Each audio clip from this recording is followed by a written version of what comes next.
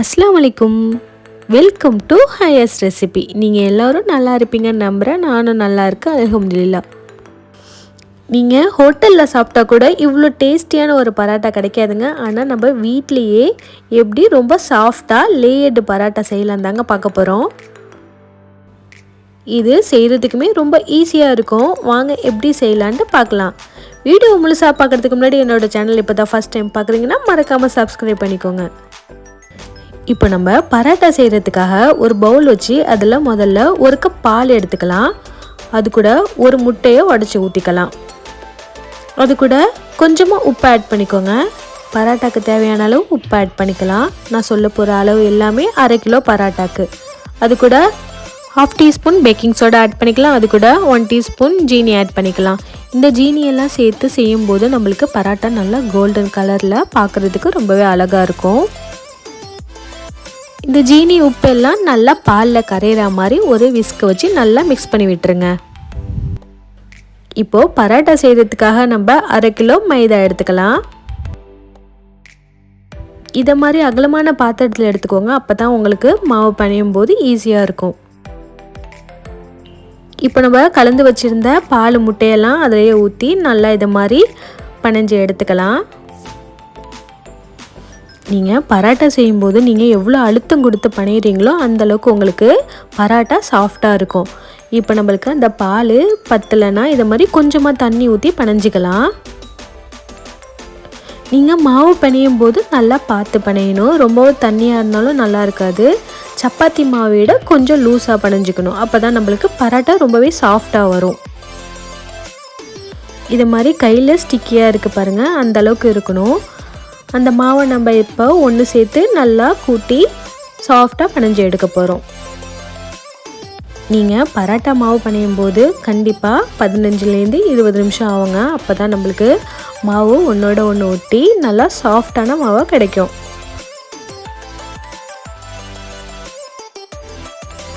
இந்தளவுக்கு சாஃப்டாக நம்ம மாவை பிணைஞ்சி ரெடியாக வச்சுக்கலாம். இந்த டைம்லேயே நம்ம ஊற வைக்காமல் பேடா போட்டு ரெடியாக எடுத்து வச்சிடலாம். இதை மாதிரி வெடிப்புகள்லாம் இல்லாமல் சாஃப்டாக இருக்கிற மாதிரி பேடா போட்டுக்கோங்க. அப்போ தான் நம்மளுக்கு பரோட்டா வீசும்போது அந்த விரிசல் எதுவுமே இல்லாமல் உங்களுக்கு ஈவனாக கிடைக்கும். உங்களுக்கு இப்போ இந்த மாவு பார்க்கும்போதே தெரியும் சூப்பர் சாஃப்டாக வந்திருக்கு. இப்போ நம்ம பேடா போட்டு வச்சுருந்ததுக்கு மேலே எண்ணெய் இதை மாதிரி ஊற்றி அதை நம்ம மூடி வச்சு ஒரு 1/2 மணி நேரம் ரெஸ்ட் விட்டுடலாம். இப்போது 1/2 மணி நேரத்துக்கு அப்புறமா ஒரு உருண்டையை எடுத்து இதை மாதிரி ஃபஸ்ட்டு சப்பாத்தி கட்டையால் இந்த ஓரங்கள்லாம் ஈவனாக இந்த மாதிரி திரட்டி எடுத்துக்கோங்க. உங்களால் எந்த அளவுக்கு ஸ்ப்ரெட் பண்ண முடியுமோ அந்தளவுக்கு சப்பாத்தி கட்டையை வச்சு இதை மாதிரி ஃபஸ்ட்டு திரட்டி எடுத்துக்கோங்க. நீங்கள் மாவை இதை மாதிரி கீழே வைக்கும்போது தரையிலையும் கொஞ்சமாக நீங்கள் ஆயில் அப்ளை பண்ணிக்கோங்க. இதை மாதிரி ஓரங்களெல்லாம் மொத்தமாக இல்லாத மாதிரி கையாலே இதை மாதிரி தட்டி விட்டுருங்க. இப்போ நான் வீடியோவில் காமிக்கிற மாதிரி இந்த மாதிரி கையில் ஆள்காட்டி விரலை மேலே வச்சுக்கோங்க. மீதி 3 விரலை கீழே வச்சுக்கோங்க. இன்னொரு கையால் இதை மாதிரி 4 விரல் மட்டும் மேலே உள்ள மாதிரி பிடிச்சி பொறுமையாக இதை மாதிரி வீசி எடுத்திங்கன்னா உங்களுக்கும் சூப்பராக நம்மளுக்கு பரோட்டா வீச வரும். எவ்வளோ அழகாக சாஃப்டாக வீச வருது பாருங்கள். நீங்கள் ஓரங்களில் இதை மாதிரி எடுத்து விட்டு வீசுங்க. அப்போ தான் உங்களுக்கு கிளியாமல் நல்லா பரோட்டா சூப்பராக கிடைக்கும். அவ்வளோதாங்க. இதை மாதிரி நம்ம வீசி எடுத்தாச்சு. எவ்வளோ தின்னாக இருக்குது பாருங்கள், பார்க்கும்போதே தெரியும். நம்மளுக்கு அந்த டைல்ஸ் எல்லாம் அப்படியே டிரான்ஸ்பரண்ட்டாக தெரியுது. இந்த டைமில் மேலே கொஞ்சமாக ஆயில் ஊற்றி அதை ஃபுல்லாக இதை மாதிரி தட்டி விட்டுட்டு நம்ம அதை அப்படியே எடுத்து சுருட்டி இதை மாதிரி சுருட்டிக்கோங்க.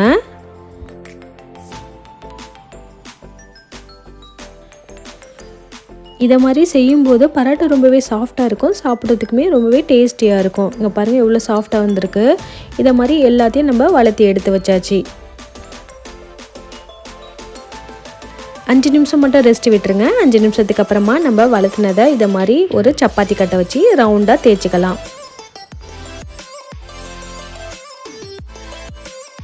நீங்கள் உடனே திரட்டினீங்கன்னா உங்களுக்கு கொஞ்சம் ஸ்டிக்கியாக இருக்கிற மாதிரி இருக்கும். ஒரு 5 நிமிஷம் நீங்கள் கேப் விட்டுட்டு நீங்கள் திரட்டினீங்கன்னா இதை மாதிரி அழகாக திரட்ட வந்துடும். இப்போது பரோட்டாலாம் திரட்டி நம்மளுக்கு ரெடியாக இருக்குது. இந்த டைமில் நம்ம ஸ்டவ்வில் ஒரு தோசைக்கல்லை வச்சு நம்ம அதில் எண்ணெய் ஊற்றிக்கலாம். எண்ணெய் நல்லா ஹீட் ஆனதுக்கப்புறமா நம்ம ரெடி பண்ணி வச்சுருந்த பராட்டாவை போட்டுக்கோங்க. இதை மாதிரி நல்லா எண்ணெயில் பொரியட்டும். அப்போ தான் நம்மளுக்கு பராட்டா ரொம்பவே சாஃப்டாக கிடைக்கும். இதை மாதிரி உங்கள் தோசைக்கல்ல எத்தனை போட முடியுதோ அத்தனை போட்டுக்கலாம்.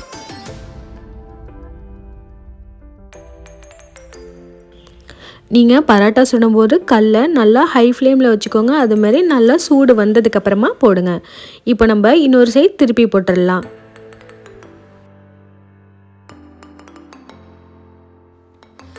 திருப்பி போட்டு நம்ம ஒரே சைடாக பராட்டா வைக்காமல் இதை மாதிரி நம்ம கல்லில் ரவுண்ட் ஷேப்பில் சுற்றி சுற்றி விட்டிங்கன்னா உங்களுக்கு 2 பராட்டாவும் ஈவனாக வெந்திருக்கும். இப்போ பார்க்கும்போதே உங்களுக்கு தெரியுது பாருங்கள், 2 பராட்டாவும் நம்மளுக்கு ஈவனாக வெந்து வந்திருக்கு. இதை மாதிரி இன்னொரு சைடு திருப்பி போட்டு நம்ம ஃபஸ்ட்டு சொன்ன மாதிரி இதை மாதிரி சுற்றி சுற்றி விட்டுக்கோங்க. அப்போ தான் நம்மளுக்கு பராட்டா ஈவனாக வெந்து வரும்.